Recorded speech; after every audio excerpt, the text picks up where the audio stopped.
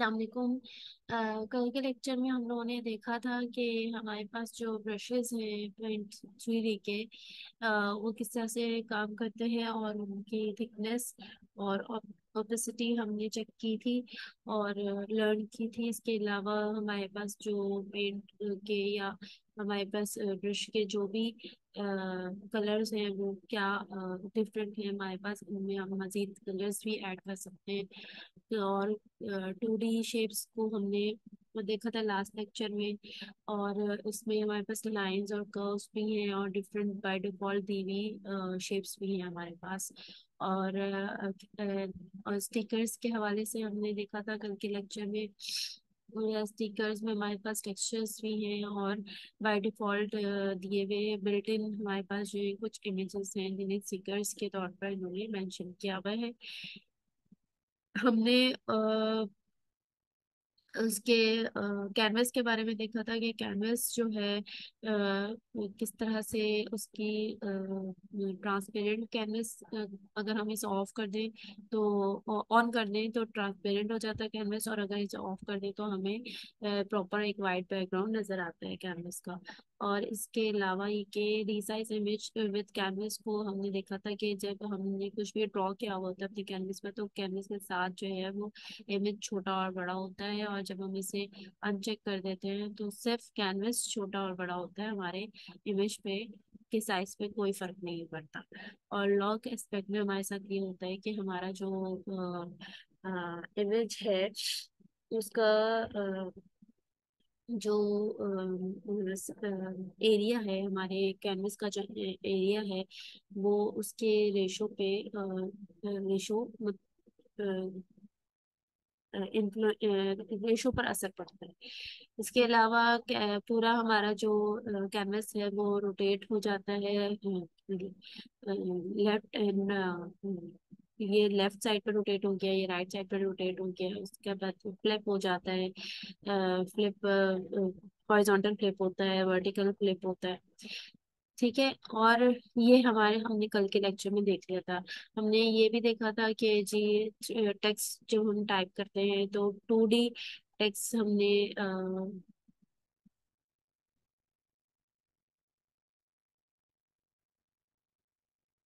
Paint, अच्छा, हमने देखा था कि ये हमारा 2D है।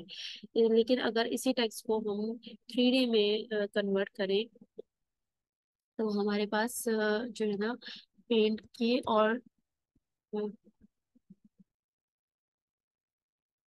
पेंट सॉरी टेक्स्ट के हवाले से हम इसको डिफरेंट कलर्स में भी चेंज कर सकते हैं। हमने इसका सॉरी इसको पहले हमें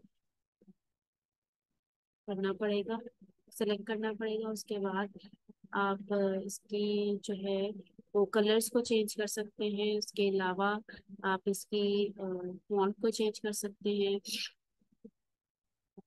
बोल्ड कर दें, अनबोल्ड कर दें, इटैलिक कर दें, अंडरलाइन कर दें। ठीक है, इसकी ऑप्शंस हैं। और इसमें जो है आप अपनी 3D इफेक्ट्स को यूज कर सकते हैं। और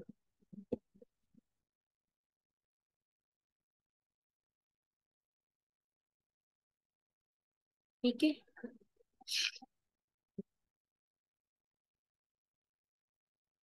अब इसको जो है आपने जी एक्सेस पे अगर यूज करना है तो इस तरह से आप कहीं पे भी ले जाकर इसकी सेटिंग कर सकते हैं। ठीक है, और आपने इसके लिए आपको इस तरह की, ये देखिए इसका 3D इफेक्ट आ गया आपके पास। आप इसको रोटेट करके देखेंगे, आप इसकी इस तरह से सेटिंग कर सकते हैं, या आपने इसे थोड़ा सा टिल्ट करना है तो इस तरह से सेटिंग कर सकते हैं। आपको इसकी 3D जो है वो एक इफेक्ट नजर आ रहा होगा। इसके अलावा आप इसकी और इसको और इमेज को अगर साथ में करना चाहें, आपने ये लिखा है। और इसके अलावा मैं आप लिखती हूँ फॉर एग्जाम्पल, मैं 3D लिख देती हूँ, पेंट 3D, और इसका मैं कलर चेंज कर देती हूँ। इसको मैं ब्लू कर दूँ,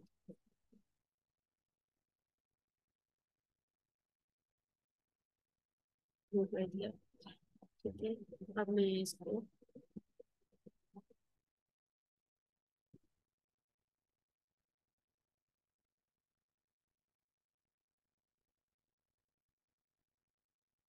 ठीक है, अब मैंने इसको अगर ग्रुप करना है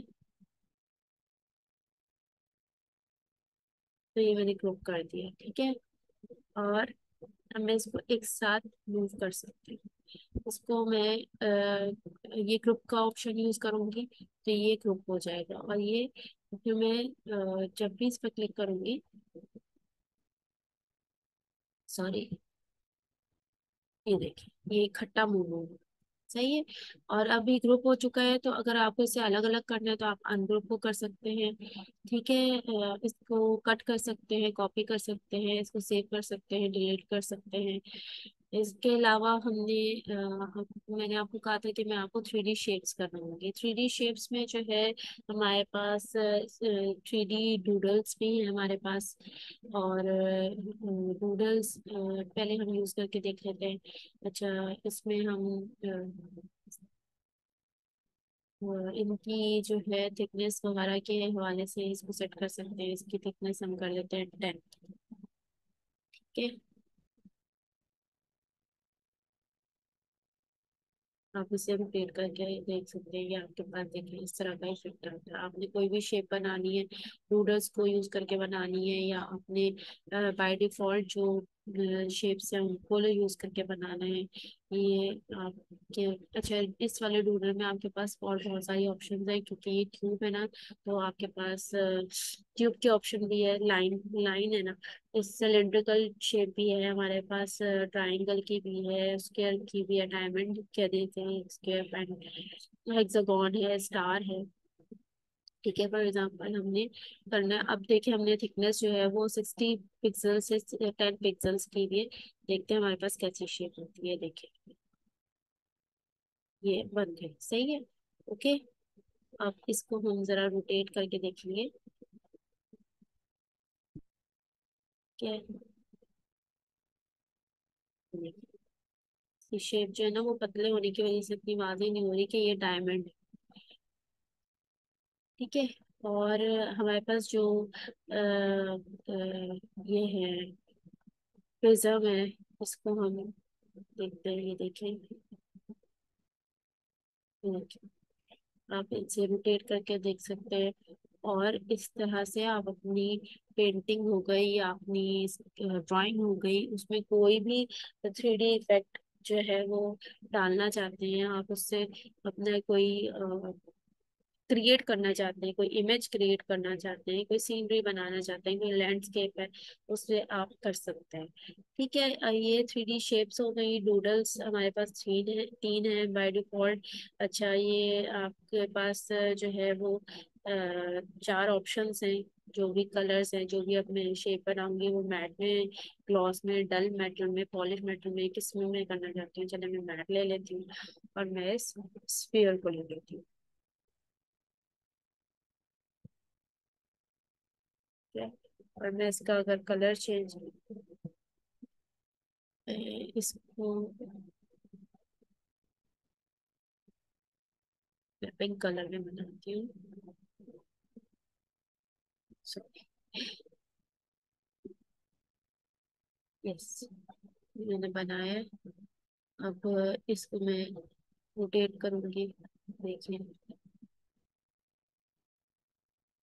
ये मैट में आपको इतना अंदाजा नहीं होगा, सही है।